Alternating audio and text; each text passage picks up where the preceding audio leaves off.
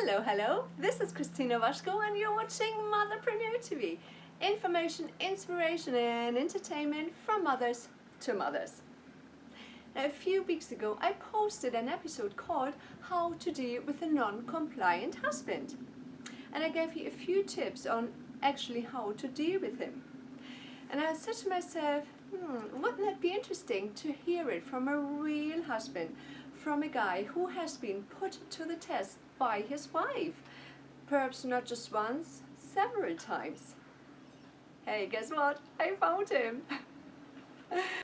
It is my absolute pleasure to introduce to you the amazing, funny, witty, successful and very entrepreneurial Dominic Kotarski.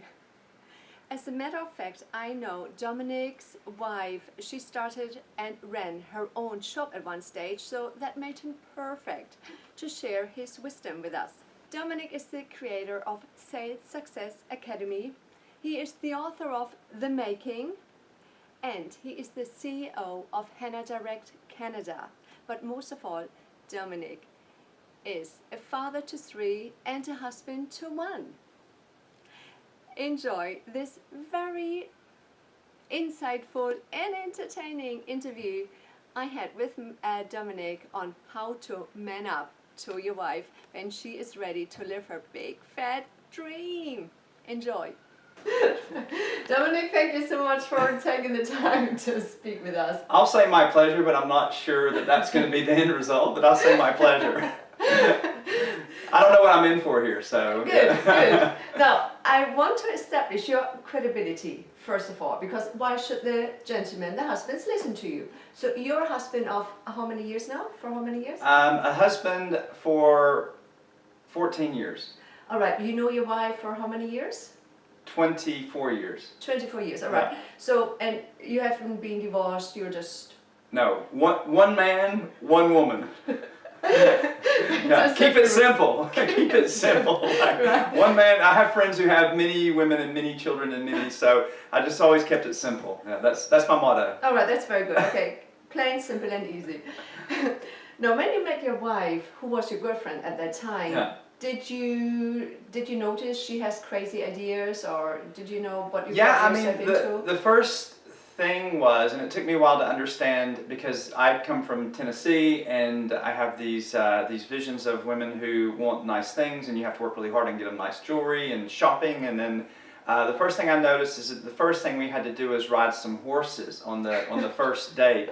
And you know, I'm from Tennessee, but I ain't no cowboy, and me and horses just don't really see eye to eye necessarily. So that was our first date, so I really didn't know if that was what I was in for, but it seemed to be what I was in for the rest of my life. All right, so what about the jewelry part? Is she a high maintenance woman? No, she's very low maintenance, ironically enough. I think what she wants is experiences. It took me a while to figure out that's the most important thing. Trips, experiences, things that we do together. That's her big thing. What did your wife do during your time together? I'm an entrepreneur, so I was really busy in my 20s and right through my 30s, working on crazy entrepreneurial hours Monday through Saturday, and then of course Sunday was just chilling a little bit and doing stuff like that. But she kept busy, like she was a fitness instructor. And so she just kept busy doing her classes, and I really don't know what she was doing because I was busy running my business. But the point is, I didn't get hassle from her to say, oh, when are we going to do this or when are we going to do that? We never spent any time together. It was almost like it was great because she was busy doing her thing, I was busy doing my thing. But then when we came together, we had such a good time. There was never she knew how to make her own money, and she utilized what she had. So it wasn't really, when we did stuff, of course, I always wanted to pay because I liked sitting and going to cafes and spending money. So she would do that. But then I would sit down, have a beer, and then she would leave to go and walk. I don't know what she was doing, walking around or something. And but for me, that's what I wanted to do. So yeah, of course, she would have a drink with me or something to eat. But that wasn't her big thing. My big thing was to, at one point, have enough money to not look at the menu, the prices on the menu. Right. So yeah, it was just fun, and she was just busy doing her thing. It was great. Now tell us, when she started her own business, yeah. It's a coffee lounge. Yeah. How did that affect your life?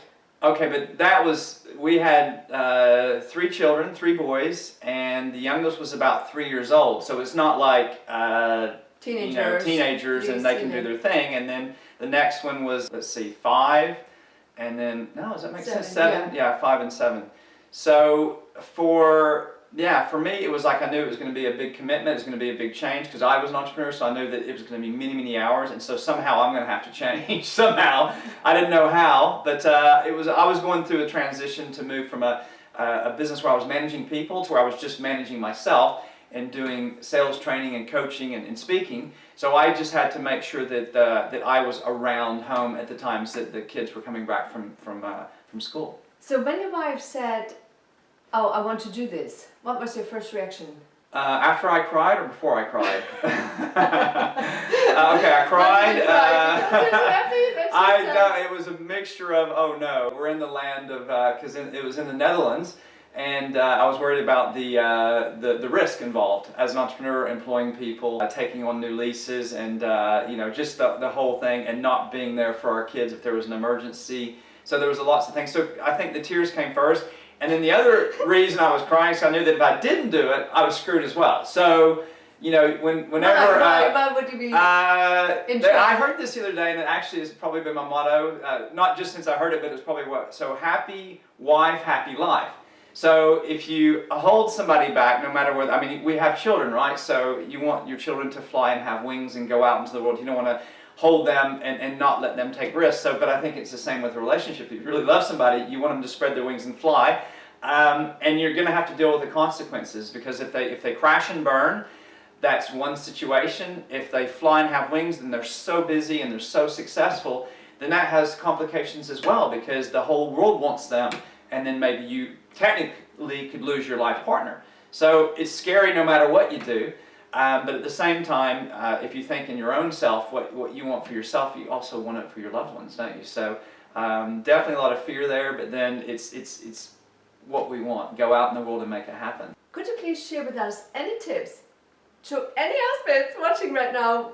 Gentlemen, when your wife comes home with an idea, oh, I want to change my life, and you need to be part of it because I'm married to you and we are in it together. Yeah. But regardless of what the big fat dream is, what would you tell these gentlemen? Okay, so don't listen, right? And then nod your head and keep saying you're listening.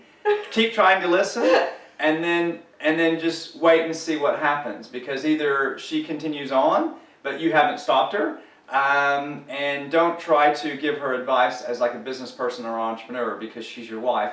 You're going to do it anyway, but try not in the initial. Well, yeah, because that's what we do. We listen and we think we have to do something. So, oh no, I have to do this. So, but just listen and agree, and then see how much she can do herself, and wait if she comes to ask you for advice or to ask you for help. But don't offer your help. Because your help will not help. Because men, we think we know better. So right. Yeah. Do you think you became a much better father when your wife went to do her own ventures? Because I know she goes on holidays on her own because it's on her bucket list. Yeah. She wrote a book because it's on her bucket list. So when you write a book, you're very busy. You're focused. No, I can't cook right now. I can't answer the question because you're so focused. Do you think it made you a better man, a better husband, a better person, a better father? Wow. Okay. Yeah, because you're forced into doing certain things that you wouldn't necessarily do. I had to remember to pick up our kids from school, and that was a big one because I would get too focused and then have to remember to go and, oh, what time is it? So I was late a few times. No, you forgot a few times. Yeah, okay, a couple of times I forgot the kids, but also, yeah, of course, I became a little bit better cook, although I've never been a great cook. I became, I think my boys liked it because there was, Daddy was there, and I'm a pretty fun guy, and they were good at manipulating me to get me out of what I was focused on, my work. So they're pretty good at doing that, and they knew how to pull my heartstrings. But all in all, it made me better. It was hard. It was because then I'm like, I was so structured in my business that, and I was like, here's business and professionalism and kids, and anything else that's not involved with that doesn't meet. So I had to learn to break down the walls a little bit. And sometimes when I'm talking on the phone to a client, you might hear kids screaming in the background or something, and I would, I'd have to deal with that in my own way. So, but definitely it made me better, and it made me more relaxed, and I think maybe I'll live a lot longer life because of it. So I had to learn to de-stress. Oh, that's pretty good. So there are a few advantages, your wife going crazy, living her own dream. You Yeah. become a better cook. You become more relaxed. If that's an advantage, yeah. Become more relaxed. Yeah. You're better father because you spend more time with your children. Yeah. I mean, so many advantages. So husbands, go and support your wives. Yeah, it's either do that or pay the consequences. So, I don't think you can stop any woman that gets something in her head that she really wants to do.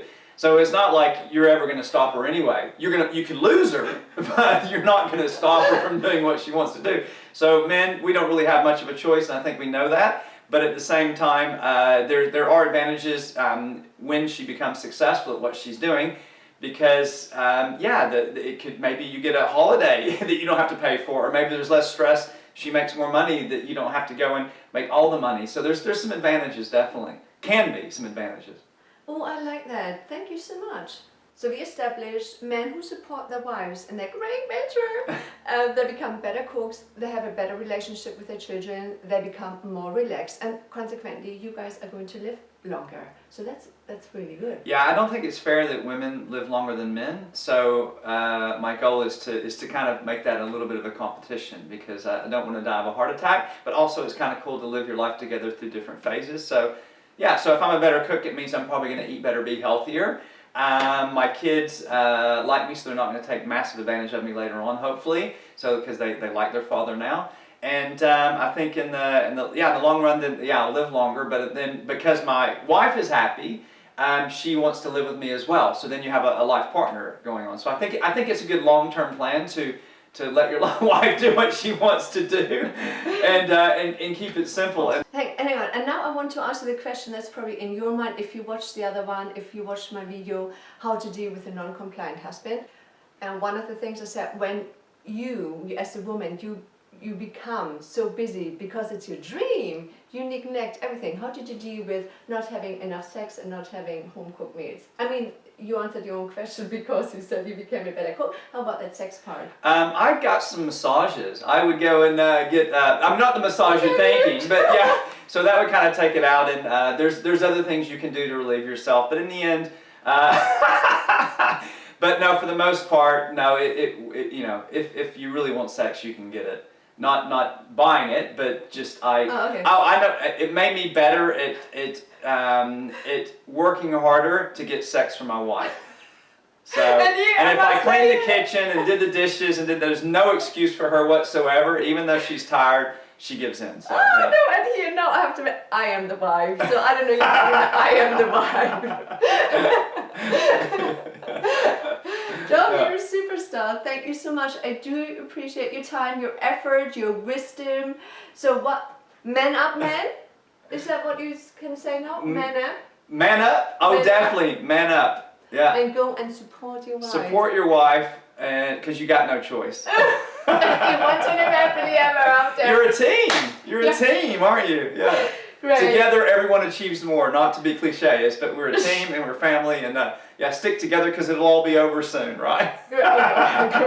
Thank you so much. Yeah. Because no, I don't want to do this because I'm that can be muscly. Yeah. There's muscles there. Oh gosh. Okay. Yeah. Awesome. Thank you. Awesome. Yeah. Thank you so much.